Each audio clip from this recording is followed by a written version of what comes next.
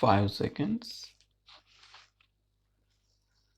Mr. Chairman, I cannot either begin or end my speech by congratulating the Railway Minister on the performance of the railways.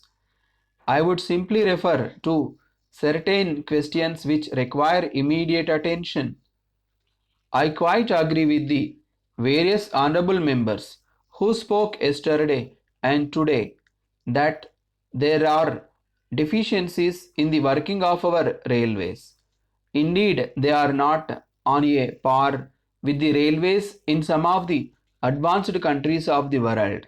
But for a country like ours, where the majority of the people are living in awful economic conditions, whether in towns or villages, I do not think that our railways are so bad. We must also take into account the economic conditions obtaining in our country. In my opinion, an economically weaker nation cannot expect to have a first class railway system.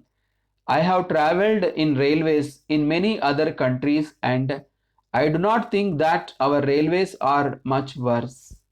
It is said that there is overcrowding in the railways.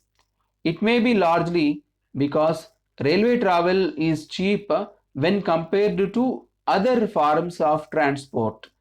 They are competing with buses. It is probably more comfortable for people to stand in a railway train than move about in a bus sitting.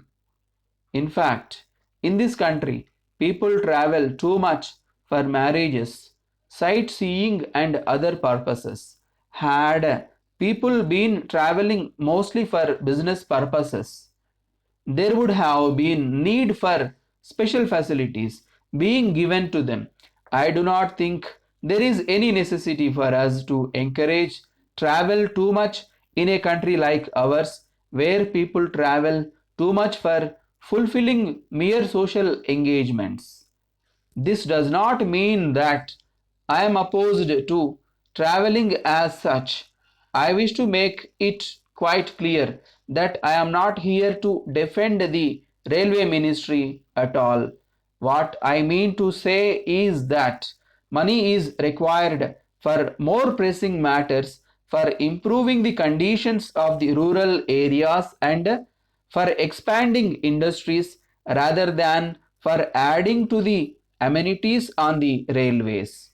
Sir, many questions have been asked with regard to the frequent accidents that have taken place on our railways.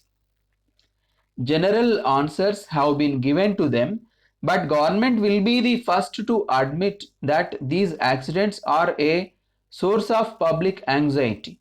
I have tried to find out what the real causes of these accidents are, whether the signaling system is defective or whether there is the failure of the human element as is often said. But I have been told by railway officials of long experience that in regions where density of traffic had increased, the accidents too have increased. If this explanation is correct, it will cause even greater anxiety to the public than the accidents themselves. I know that it is claimed by the railways that during the last few years the number of accidents has gone down, but what the railway authorities mean by an accident is not the same as what is meant by the public by this term. Whenever an engine fails or there is some defect in the signal, the railway authorities say that it is an accident. The public do not think so. If we are to take it for granted that the enormous increase in passenger traffic in railways is bound to lead to more accidents, well, I am sorry to say that so far as the public are concerned, the future is loaded with anxiety. I now come to the question of the railway's contribution to the general revenues.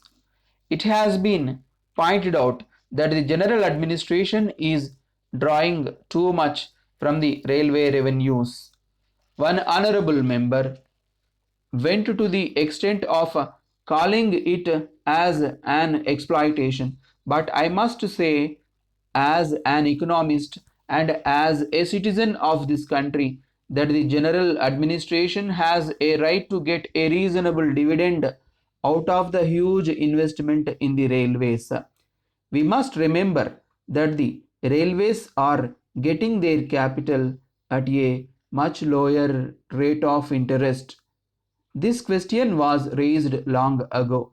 There were 2 points of view in this matter. After careful consideration, it was decided that a dividend should be given to the general revenues. After all, the contribution from the railways to the general revenues is only of the order of 7 crores of rupees. This is a very small amount when compared to the advantages the railways get from the government. In conclusion, I would like to say that the railways represent our largest nationalized undertaking and they should be a model for efficiency. In spite of the efforts made by the railway administration, there is not much improvement in the position. The railways should train their employees and they should be given proper education as to how they should behave with the public. It is said that the public often do not cooperate with the railway staff. This is not correct. I assure that the public the railway staff when they discharge their duties properly. Dear sirs, we are in receipt of your kind letter of the 6th instant offering to supply raw materials. We deal in bleaching powder and other chemicals for dyeing cloth. We would desire to know if you can supply us with our requirements periodically. Our firm is represented in many prominent towns in the state and the turnover of our business runs to over 10 lakhs of rupees every month. Besides, we have our own branches at many important weaving and spinning centers manufacturing handloom and printed cloth. We have been purchasing what we need from the local bazaar as and when we secure orders, but would like to have a standing contract with a reputed firm which can meet all our requirements. Such a procedure would ensure not only the possibility of securing uniformly good quality material but also steady and dependable supply of all our goods. If you are willing to open business contracts with us, we would desire to know the terms under which negotiations may be started.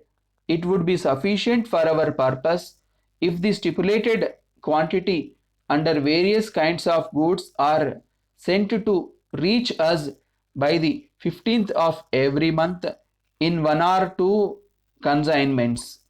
It would also be advantageous if the delivery is made at two or three places in this state, namely at Bangalore, Mysore, or Hubli, but we would prefer it at the first named place as we have convenient storage facilities.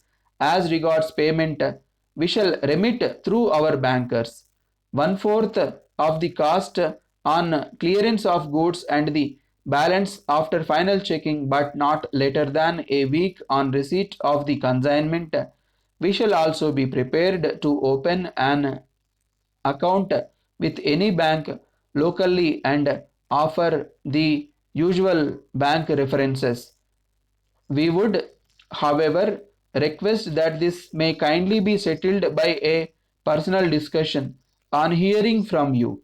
The further steps that should be taken in the matter will be gone into, and if it is deemed necessary, we shall be very pleased to send one of our partners to meet you for preliminary consultations as regards terms and conditions for implementation.